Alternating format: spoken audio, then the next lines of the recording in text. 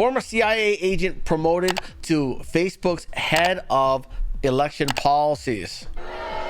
Yeah, guys.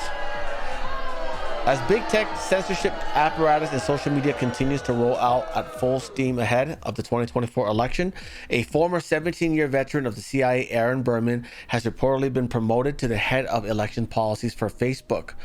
Berman was a senior analytic manager for the CIA from March of 2002 through July of 2019. Facebook founder Mark Zuckerberg and his wife Priscilla Chan infamously donated $440 million to the CTCL and other nonprofits, including Eric founder David Becker CEIR, to help supplement elections during COVID. This money disproportionately went to Democrat strongholds, especially in key swing states. Yes, the average distance for a ballot drop box, if you're in a blue county, the average distance of drop box from you was like 5 miles. Meanwhile, if you're in rural Wisconsin, it was like hundreds of miles away on average. Okay.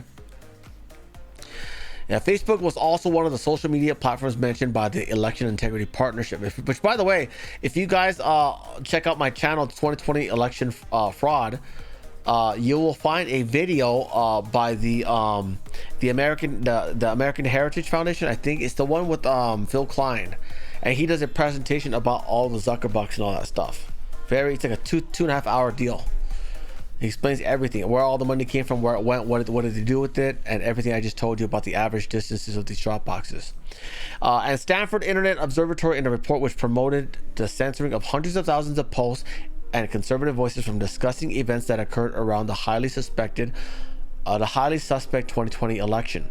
The report published by the EIP, titled "The Long Fuse," laid out, among other things, how the government and election officials could use the EISAC as a singular conduit for reporting misinformation to social media platforms in an attempt to subvert the First Amendment protections of U.S. citizens against government censorship.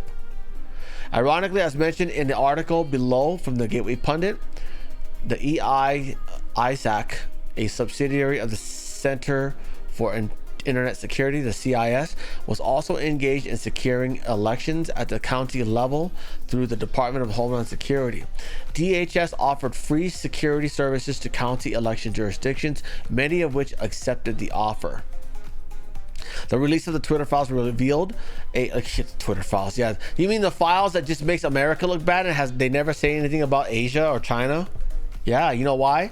Because the money that was used to buy it was financed. He borrowed money from the Saudis. The Saudis funneled money from China. Okay, that's how. So they literally have control over Twitter, guys. Yeah. The release of the Twitter files released a plethora of former government bureaucrats, many of them former intel agency employees that transitioned to leadership roles within the special social media companies and were often responsible for the censoring of the respective platforms' users. In continuing with that trend, Berman, who was previously the senior product policy manager for misinformation at Meta, has reportedly been promoted to the head of elections policies.